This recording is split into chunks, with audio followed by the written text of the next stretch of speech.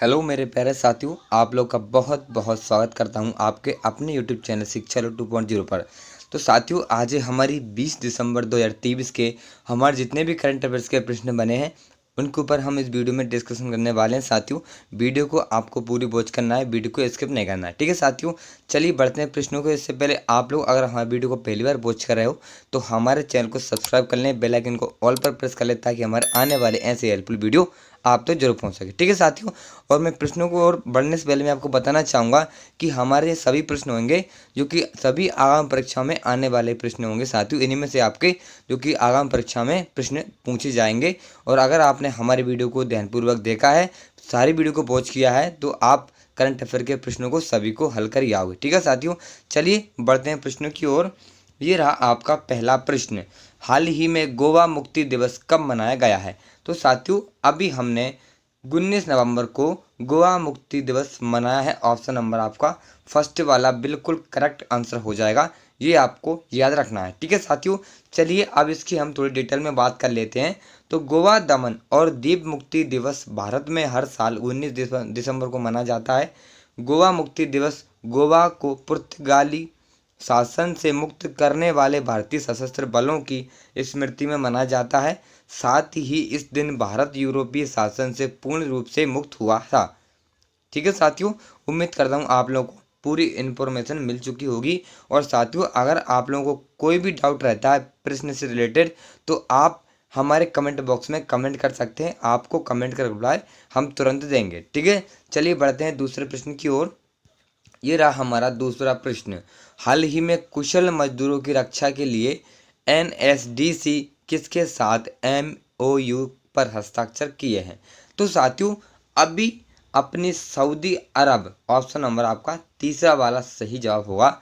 Saudi अरब की कुशल मजदूरों की रक्षा के लिए एनएसडीसी जो कि एमओयू पर हस्ताक्षर करेगा साथियों सऊदी अरब। ठीक है, तो एनएसडीसी ने हाल ही में सऊदी सरकार के साथ एक समझौता ज्ञापन पर हस्ताक्षर किए हैं जिसका उद्देश्य पारदर्शिता को बढ़ावा देना और सऊदी अरब में भारतीय श्रमिकों का कल्याण सुनिश्चित करना है।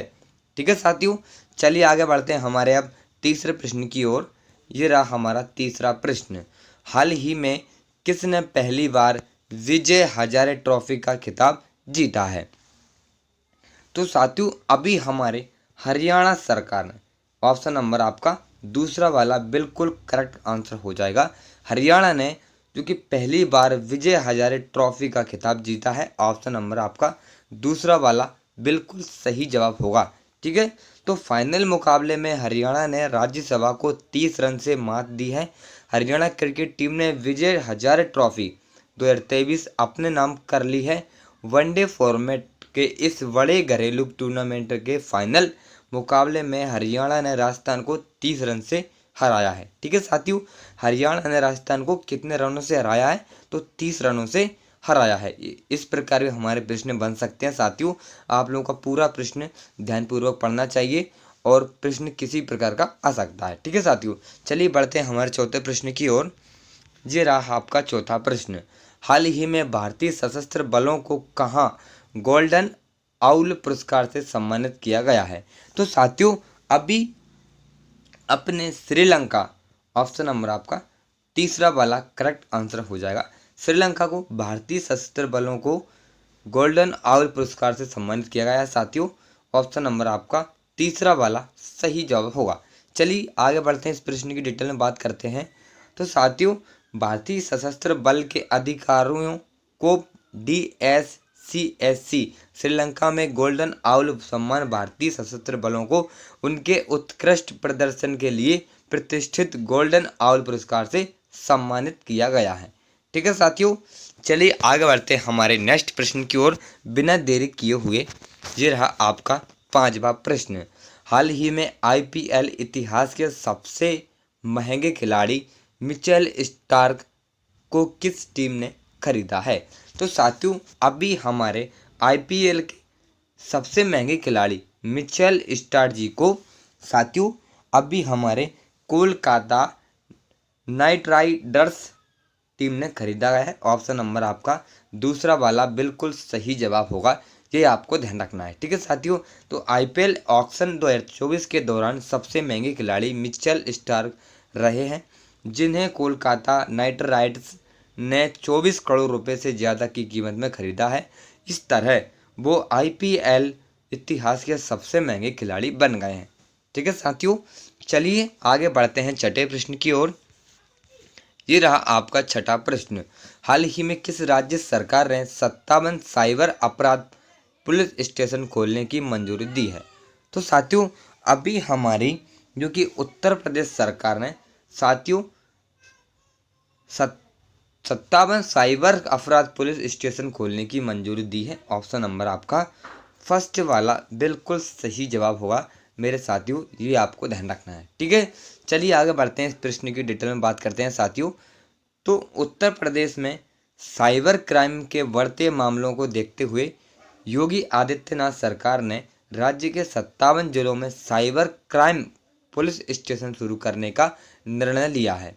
ठीक है साथियों, आपको इन प्रश्नों को हल्के में नहीं लेना है साथियों, मैं आपको बार बार यही बात बोलता हूँ, आपके एग्जाम में इसी में से ही योग्य प्रश्न बनेंगे। अगर आपने हमारी वीडियो को ध्यानपूर्वक देखा है, सारी वीडियो को वॉच किया है, तो मैं आपसे 101% गारंटी लेता हूं कि आपके करंट अफेयर्स के प्रश्न एक भी क्वेश्चन आपका बाहर नहीं जाएगा। चलिए बढ़ते हैं 7वें प्रश्न की ओर।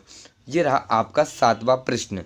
हाल ही में आईसीएआर ने चालू वित्त वर्ष में जीडीपी वृद्धि दर कितने प्रतिशत रहने का अनुमान लगाया है? तो साथियों, अभी आईसीएआर यानी कि Indian council of agriculture research ने चालू वित्त वर्ष जीडीपी वृद्धि दर जो कि हमारे अभी साथियों 6.5% जो कि प्रतिशत रहने का अनुमान लगाया है। ऑप्शन नंबर आपका तीसरा वाला बिल्कुल सही जवाब होगा, ये आपको याद रखना है। ठीक है साथियों, चलिए आगे बढ़ते हैं साथियों, और आपको इसकी फुल फॉर्म भी याद रखना है साथियों। ठीक है, Indian council of agriculture research किसकी फुल फॉर्म है? आईसीएआर की। चलिए आगे बढ़ते हैं 8वें प्रश्न की ओर। ये रहा आपका 8वां प्रश्न। हाल ही में किसने अंडर 90 एशिया कप खिताब जीता है? तो साथियों, अभी हमारे जो कि बांग्लादेश ने अंडर 90 खिताब कप जीता है साथियों। ऑप्शन नंबर आपका दूसरा वाला बिल्कुल करेक्ट आंसर होगा, ये आपको याद रखना है। ठीक है साथियों, तो बांग्लादेश ने इस जीत के साथ इतिहास रच दिया है। ये टीम पहली बार अंडर 90 एशिया कप जीती है और उसकी इस जीत में एक भारतीय का बड़ा हाथ रहा है। ठीक है, चलिए आगे बढ़ते हैं साथियों 9वें प्रश्न की ओर। ये रहा आपका 9वां प्रश्न। हाल ही में रमन सिंह को किस राज्य की विधानसभा का स्पीकर चुना गया है? तो साथियों, अभी रमन सिंह को छत्तीसगढ़ जो कि हमारे रमन सिंह के बारे में बात करते हैं हम, रमन सिंह जी कौन है? आपके माइंड में ये डाउट आया होगा। तो रमन सिंह हमारे छत्तीसगढ़ के पूर्व मुख्यमंत्री रमन सिंह को छत्तीसगढ़ विधानसभा अध्यक्ष चुना गया है, और नए मुख्यमंत्री विष्णुदेव राय और नेता प्रतिपक्ष चरणदास महंत मिलकर रमन सिंह को आसंदी तक लेकर गए। रमन सिंह को सर्वसम्मति से इस विधानसभा का अध्यक्ष चुना गया है। ठीक है साथियों, ऑप्शन नंबर आपका तीसरा वाला करेक्ट आंसर हो जाएगा। चलिए साथियों आगे बढ़ते हैं 10वें प्रश्न की ओर। ये रहा आपका 10वां प्रश्न। हाल ही में कृषि विपणन सुधारों में कौन सा राज्य शीर्ष पर रहा है? तो साथियों, अभी हमारा कृषि विपणन सुधारों में हमारा साथियों अभी जो कि आंध्र प्रदेश हमारा शीर्ष पर रहा है। ऑप्शन नंबर आपका दूसरा वाला बिल्कुल करेक्ट आंसर होगा, ये आपको याद रखना है। ठीक है साथियों, चलिए आगे बढ़ते हैं। तो साथियों, आज की वीडियो हमारे यहीं पर समाप्त होती है। आपको हमारी वीडियो कैसी लगी? अच्छी लगी हो तो लाइक कर देना। चैनल पर आप नए हो, हमसे जुड़ना चाहते हो तो हमारे चैनल को सब्सक्राइब कर लेना, और अपने किसी प्रकार का अपने माइंड में डाउट रहता है तो आप हमारे कमेंट बॉक्स में कमेंट कर सकते हैं। ठीक है साथियों, चलिए कल मिलते हैं करंट अफेयर वीडियो के साथ। तब तक के लिए टेक केयर, बाय बाय, जय हिंद, जय भारत।